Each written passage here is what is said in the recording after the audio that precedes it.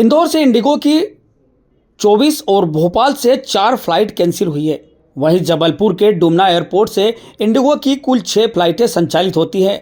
सोमवार को भी अभी तक यहां 5 से ज़्यादा उड़ानें निरस्त हो चुकी है। मुंबई से जबलपुर होते हुए दिल्ली जाने वाली फ्लाइट कैंसिल रही। इसके अलावा बेंगलुरु से जबलपुर आकर वापस बेंगलुरु जाने वाली फ्लाइट भी आज निरस्त हुई है। ग्वालियर में भी इंडिगो की 2 फ्लाइट निरस्त हुई है। वहीं भोपाल में शाम 6 बजे तक 3500 यात्रियों ने आवागमन किया। बेंगलुरु के लिए अतिरिक्त फ्लाइट चलाई गई। बेंगलुरु और मुंबई से आने वाली एक फ्लाइट निरस्त रही।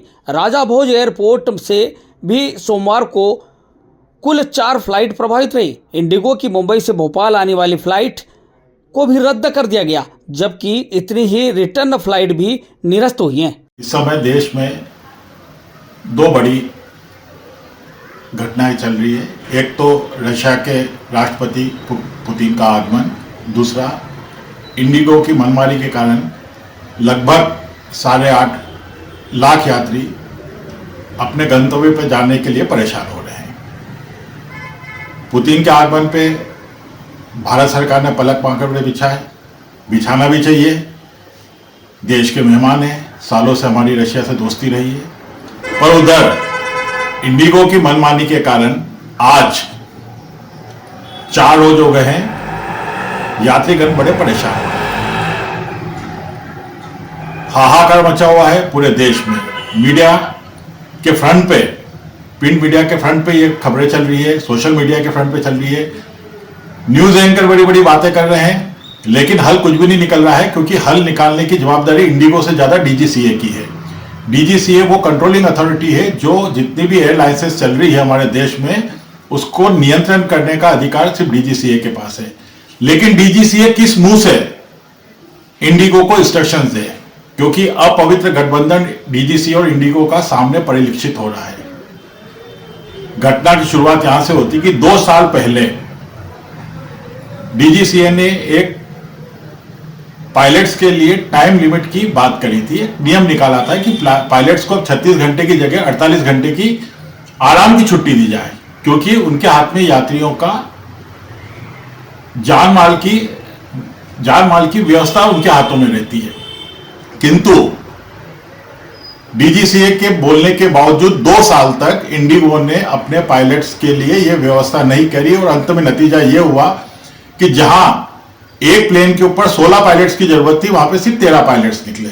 और इंडिगो की स्थिति यह थी कि यदि वो ऐसा 2 साल में उसे मालूम था यदि मैं नहीं करूंगा ऐसा, तो सरकार को घुटने पे आना पड़ेगा और मेरी शर्तें मानना पड़ेगी, और यही हो रहा है। आज इंडिगो को हम लोग दोष दे रहे हैं, उससे ज्यादा दोष तो डीजीसीए का, सरकार का है। एक 4 लाइन किसी की बहुत अच्छी है कि तू इधर उधर की बातें ना बना, पहले ये बता कारवा क्यों लूटा, मुझे रहजनों से गिला नहीं, तेरी रहबरी का सवाल है। आज इंडिगो जैसी संस्था है, इंडिगो जैसी एयरलाइंसेस, वो तो मुनाफा कमाने ही आई है। लेकिन सरकार क्या कर रही थी, सर्विस सेक्टर में जब भी निजीकरण होता है तो सरकार की एक जवाबदारी बन जाती है कि कंट्रोलिंग अथॉरिटी इतनी स्ट्रिक्ट रहे कि वो अपनी मनमानी न कर सके। चलो ये तो बात हुई एयर इंडिया की। 8.5 लाख लोग मुश्किल से देश की टोटल जनसंख्या से 0.5% भी नहीं होते, लेकिन हमारे गांव में, कस्बे में, खेड़े में, दूर तक छोटे छोटे तालुके में भी हमारे यहाँ ट्रांसपोर्टेशन की व्यवस्था ऐसी है कि बसेस नहीं दी जाती है। जो चीज अभिजात वर्ग आज भुगत रहा है वो आजादी के बाद से सालों से हम भुगत रहे हैं। देश में स्थिति ये है कि छोटे छोटे गांवों में बस दी जाती है, बस जाती भी है तो कभी खराब जाती है, खटारा बस होती है। तो टेम्पो टैक्स जैसी जो बस छोटी छोटी गाड़ियां रहती है, जिसकी आरटीओ परमिशन देता है 12 सीट की, वहां पे 16 50 सीटें, 60 सीटें बना के उसमें भेड़ बकरियों की तरह से यात्रियों को ले जाया जाता है। आज इंडिगो के बहाने यदि सरकार इस तरफ भी ध्यान दे दे, तो जो सुदूर गांवों में, इलाके में, गांवों में आदिवासी रहते हैं, गारमेंट रहते हैं, वो कम से कम इस दुर्दशा से निजात पा जाएंगे।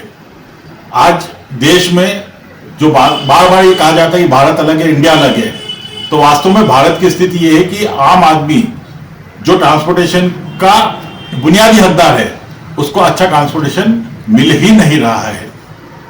फर्क इतना हो गया हमारे यहाँ कि 4 लाइन से आप समझने की कोशिश करो, मैं बात भी खत्म कर रहा हूं 4 लाइनों के साथ, कि साकिया यहां भी फर्क है, खासो आम होता है, मुझे पैमाना, इसको खूम, इसको जाम।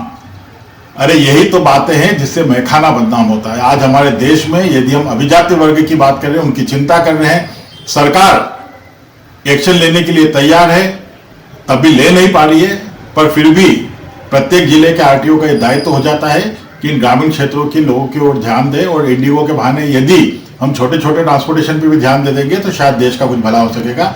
धन्यवाद। मैं पंकज जैन, धार।